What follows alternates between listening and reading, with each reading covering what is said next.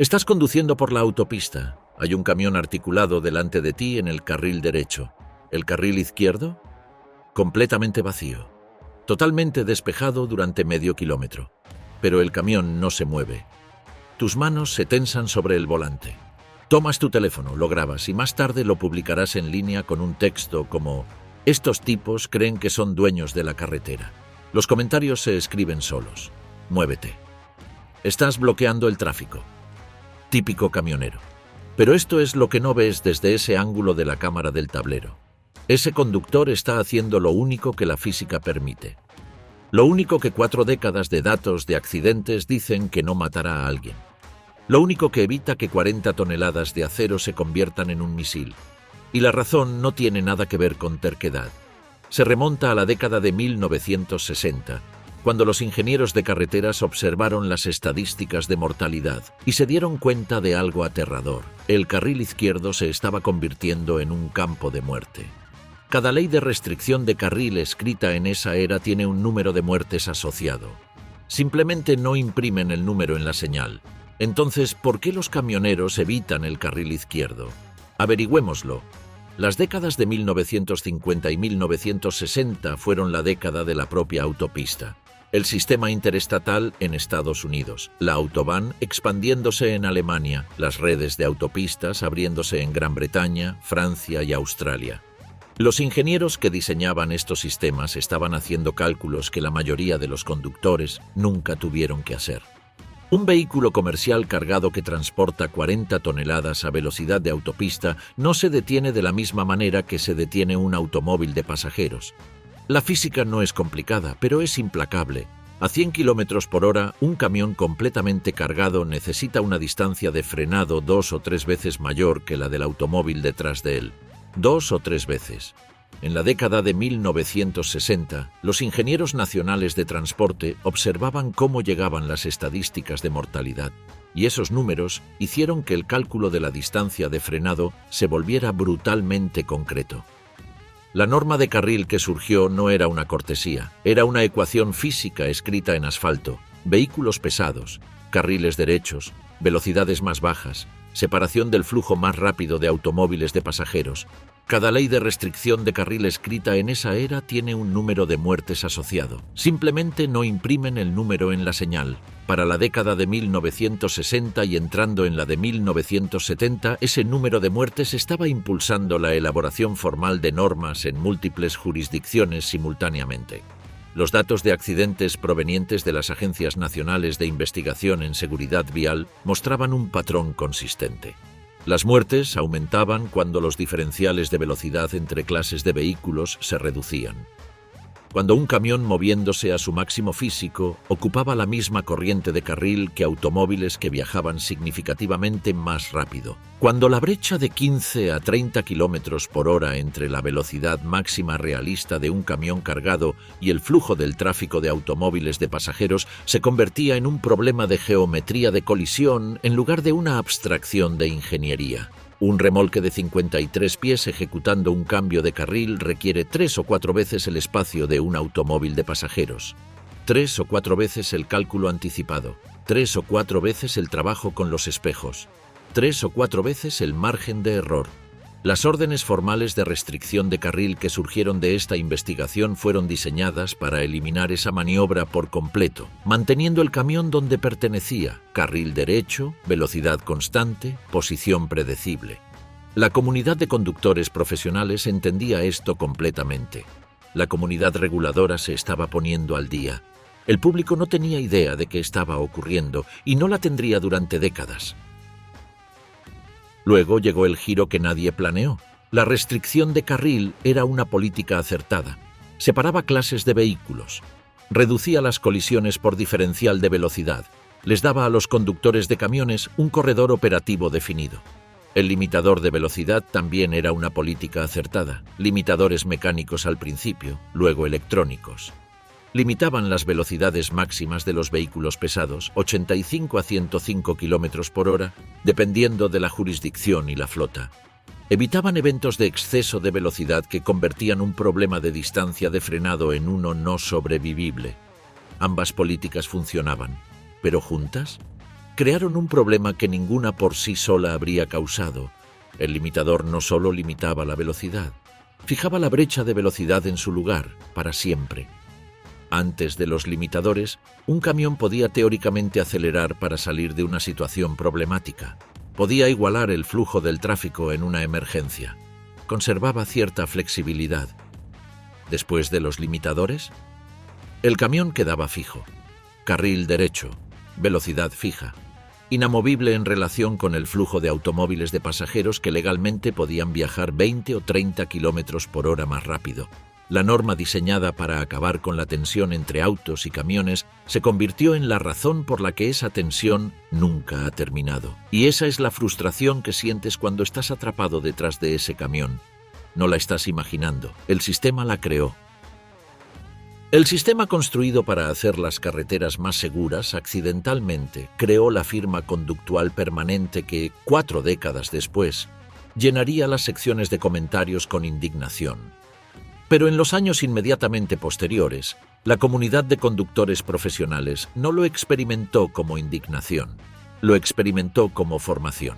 Las décadas de 1970 y 1980 fueron cuando el código se volvió oficial.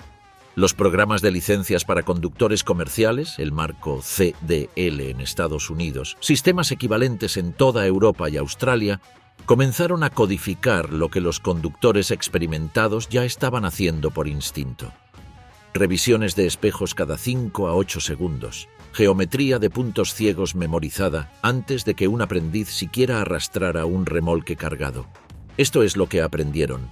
Un conjunto de 53 pies crea una zona de no visión que se extiende 2 longitudes de automóvil a lo largo y detrás de la cabina. 2 longitudes de automóvil. En esa zona, los autos simplemente desaparecen. Desaparecen de la información disponible para el conductor. Podrías estar justo ahí a centímetros del remolque y el conductor no tiene idea de que existes. El profesional aprende a gestionar esta zona mediante movimiento y sincronización, no mediante visión directa, porque la visión directa no existe ahí. Esta es la razón por la que ese camión no se mueve al carril izquierdo cuando estás a su lado. No porque estén siendo tercos, porque eres invisible. La disciplina del carril derecho se enseñaba no como una preferencia, sino como una posición por defecto.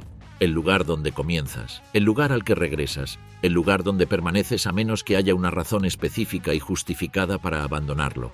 Los manuales de formación CDEL de esa era tratan la disciplina de carril como algo fundamental, no complementario. Los instructores que escribieron esos programas entendían que el carril derecho por defecto no era una norma inventada por burócratas. Era un comportamiento que la física de la operación de vehículos pesados ya había hecho obligatorio. El sistema de formación simplemente le estaba dando un nombre. No era solo una norma. Era lo primero que un instructor te decía antes de que siquiera tocaras un remolque cargado. El ritual de entrada al carril derecho en una incorporación desde una rampa. El cálculo del balanceo del remolque ejecutado sin dramatismo, la verificación de la presión de los frenos de aire antes de un descenso largo, el siseo del sistema al liberar aire, el ligero estremecimiento a través de la cabina cuando los frenos se cargaban, la sensación de 40 toneladas empujando el camión cuesta abajo y el conductor gestionándolo con el tiempo de frenado en lugar de con pánico. Este era el lenguaje físico del código profesional. Las publicaciones comerciales del transporte y los testimonios sindicales de conductores de esa era registraron una cultura en la que romper el código te marcaba como alguien que aún no había aprendido lo que realmente era la carretera. Las historias en los talleres dicen que podías identificar a un conductor nuevo desde 1 kilómetro de distancia, porque se desviarían a la izquierda la primera vez que el carril se abriera. Las instituciones lo consolidaron desde otro ángulo. A lo largo de la década de 1980 y entrando en la de 1990, los suscriptores de seguros de flotas estaban haciendo su propia versión del cálculo de distancia de frenado. Llegaron a una cifra de responsabilidad que convirtió la disciplina de carril en un imperativo financiero tanto como de seguridad. Un accidente en el carril izquierdo que involucrara un camión cargado, una colisión por alcance, un apriete lateral, una colisión por cambio de carril, producía cifras de indemnización que hacían que una infracción de carril en el historial de un conductor fuera el tipo de elemento que cambiaba las primas de seguro en la renovación. Los gerentes de flota recibieron el mensaje. El cumplimiento de las restricciones de carril entró en los contratos de los conductores, en las instrucciones de despacho, en las métricas de desempeño que determinaban si un conductor era retenido. La industria de seguros hizo cumplir la lección de física que los reguladores aún no habían terminado de redactar por completo. Y el comportamiento que había comenzado como lógica de ingeniería se convirtió en identidad profesional. En la carretera, en la cultura del radio CB de esas décadas, la disciplina del carril derecho se convirtió en una marca, algo que podías ver desde la distancia, algo que les decía a otros conductores profesionales a quien estaban mirando. Así que recapitulemos lo que sabemos hasta ahora. Los camiones necesitan 3 veces la distancia de frenado. Las leyes de carril fueron escritas con sangre. El limitador fijó esa brecha de velocidad en su lugar para siempre. Y el código profesional convirtió la disciplina del carril derecho en una identidad. Pero aquí es donde la historia da un giro. Entonces llegó el público, no en persona, a través de la percepción. A finales de la década de 1990 y principios de la de 2000, llegó la primera ola de tecnología de cámaras de tablero para consumidores. Y con ella, la infraestructura de la indignación en Internet. Lo que esas cámaras capturaron fue el diferencial de velocidad desde el punto de vista del automóvil de pasajeros. Un camión a 2 longitudes de automóvil delante a 90 km por hora. Desde el interior de la cabina de un automóvil parece casi estacionario. La distancia no se reduce. El conductor detrás experimenta algo que se registra en el sistema nervioso como obstrucción y se registra en la sección de comentarios como arrogancia. Muévete. Estás bloqueando el tráfico. Estos tipos creen que son dueños de la carretera. La queja vivió primero en estacionamientos y en llamadas a programas de radio. El camionero que se quedaba en el carril izquierdo. El camionero que no se movía. El camionero que pensaba que era dueño de la autopista.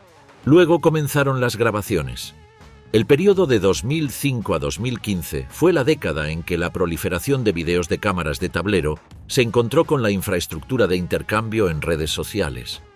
El resultado fue un archivo documental del comportamiento profesional de conductores de camiones filmado enteramente desde la perspectiva de la posición más frustrada en el tráfico.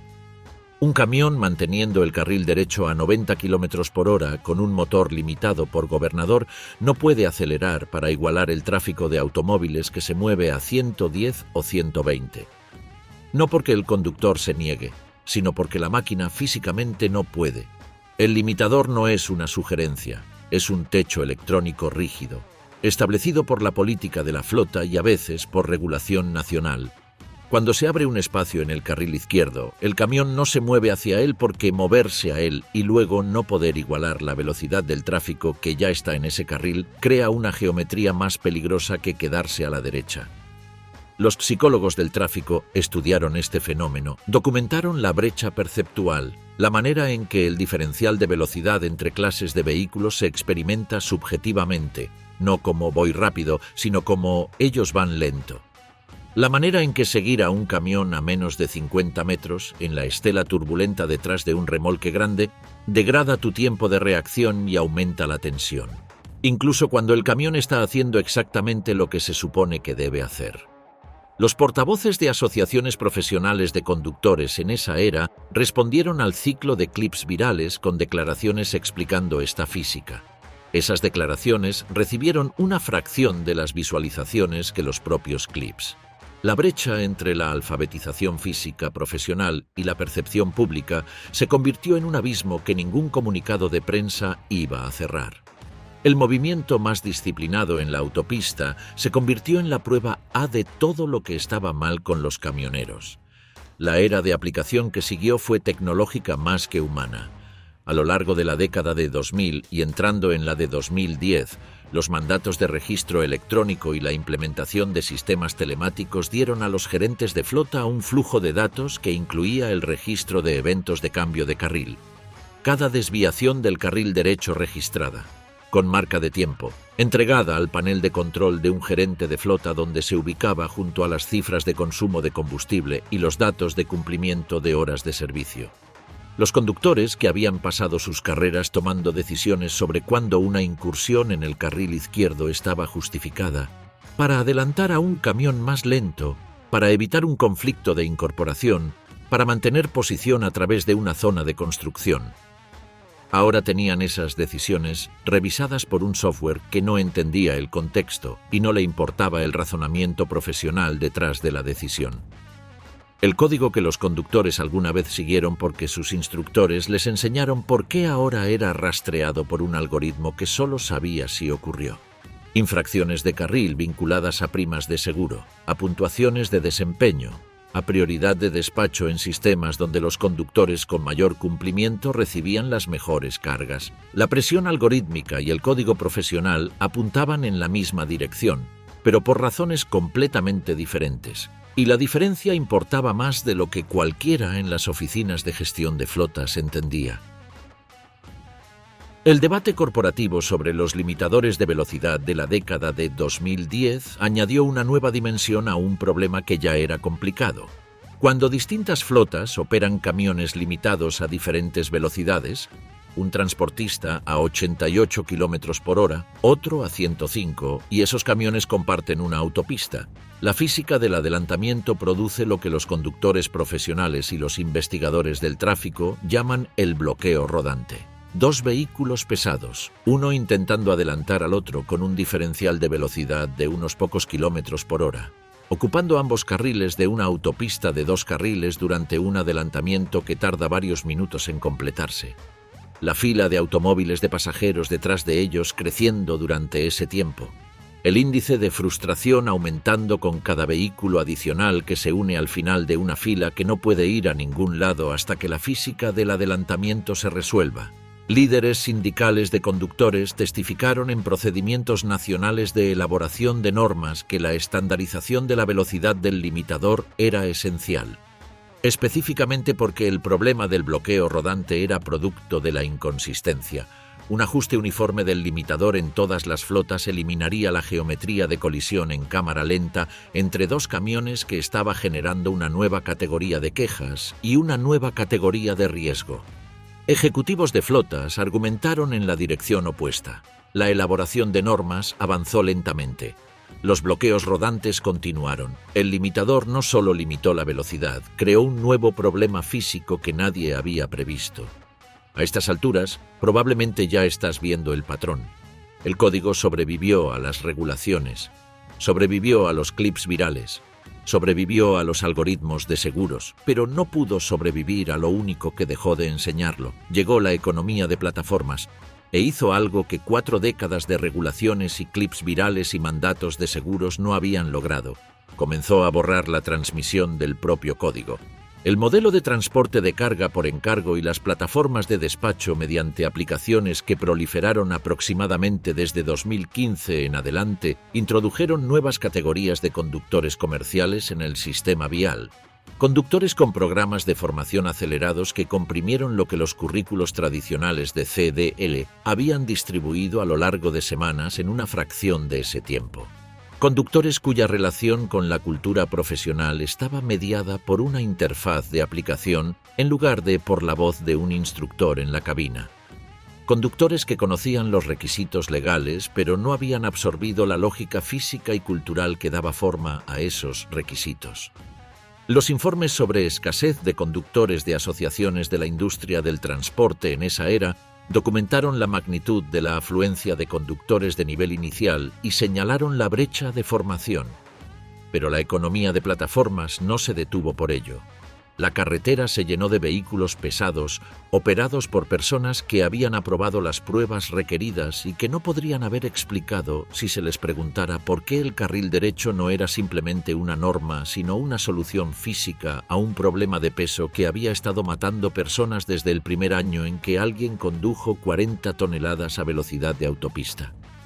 Los veteranos mantuvieron el código en silencio. Rodeados de conductores que nunca lo habían aprendido, se mantuvieron a la derecha. Revisaron los espejos en el intervalo requerido. Calcularon los puntos ciegos con precisión automática, y el código se volvió estadísticamente invisible para la mayoría a la que estaba diseñado para proteger. El código sobrevivió a cada regulación y a cada clip viral. No pudo sobrevivir al algoritmo que dejó de enseñarlo. En la era actual, la inversión está completa. Académicos de seguridad vial que estudian los cambios generacionales en el comportamiento de los conductores documentan una brecha de conocimiento civil en torno a la ley de restricción de carril para vehículos pesados lo suficientemente amplia como para constituir una falla en la comprensión pública. La mayoría de los conductores de automóviles en la mayoría de las jurisdicciones no pueden enunciar con precisión las normas de carril que se aplican a los vehículos comerciales en las carreteras que comparten con ellos a diario. La distancia de frenado de un camión cargado a 100 km por hora en una carretera mojada se extiende a cifras que, si se mostraran en un gráfico en el tablero, cambiarían el comportamiento de seguimiento de cada automóvil en la autopista detrás de uno. Pero esas cifras no se muestran en ningún lugar donde un conductor de automóvil probablemente las encuentre. La comunidad profesional que posee ese conocimiento ha sido comprimida algorítmicamente y fragmentada culturalmente. A nivel mundial, las muertes de vehículos pesados vinculadas a incidentes de cambio de carril y adelantamiento siguen siendo una proporción significativa del total de accidentes de vehículos comerciales. Un número que la comunidad de ingeniería vial de la década de 1960 reconocería de inmediato como el mismo problema que estaban resolviendo. Las personas a las que el código protege son las voces más fuertes que piden que termine. La ironía final llegó en silencio. No en grabaciones de cámaras de tablero, en documentación técnica, los programas de desarrollo de camiones autónomos, operando en múltiples jurisdicciones en la década de 2020, produjeron algo interesante: presentaciones de casos de seguridad, documentos de dominio de diseño operativo. Enterrados en cientos de páginas de parámetros de comportamiento, los ingenieros especificaron las reglas de disciplina de carril que los sistemas autónomos seguirían. Y esto es lo que escribieron: carril derecho como posición por defecto, márgenes de diferencial de velocidad mantenidos frente al tráfico de automóviles de pasajeros, incursiones en el carril izquierdo limitadas a escenarios de adelantamiento específicos y estrechamente definidos. Los ingenieros que redactaron esas especificaciones estaban resolviendo el mismo problema físico que los ingenieros de autopistas de la década de 1960 habían documentado, el mismo problema. Y la solución a la que llegaron, a través de conjuntos de sensores, aprendizaje automático, miles de horas de datos de prueba, fue idéntica a la solución que un instructor había estado diciendo a los nuevos conductores desde la década de 1970. Mantente a la derecha. Revisa tus espejos. No te muevas a la izquierda a menos que tengas que hacerlo. El código iba a sobrevivir a los conductores que lo portaban, codificado ahora en software en lugar de cultura, transmitido por algoritmo en lugar de por la voz de alguien que sobrevivió suficientes kilómetros como para entender por qué la norma existía. Los conductores profesionales que se enteraron de los parámetros de carril de los vehículos autónomos notaron la ironía sin sorpresa. El camión mantiene su carril. El espacio a la izquierda está abierto, amplio, despejado, vacío hasta donde la cámara puede ver. El conductor sabe por qué. El prototipo autónomo que realiza pruebas en el mismo corredor sabe por qué en el único lenguaje que tiene. El automóvil con cámara de tablero que reduce la distancia detrás de ellos no sabe por qué. Y grabará la escena. Y la publicará. Y la sección de comentarios se escribirá sola otra vez, como siempre lo ha hecho. Muévete. Estás bloqueando el tráfico. Estos tipos creen que son dueños de la carretera.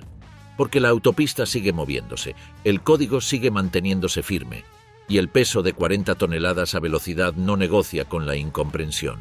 Solo espera, en el carril derecho, en silencio, a que la física formule el argumento que ningún texto al pie de una publicación jamás hará.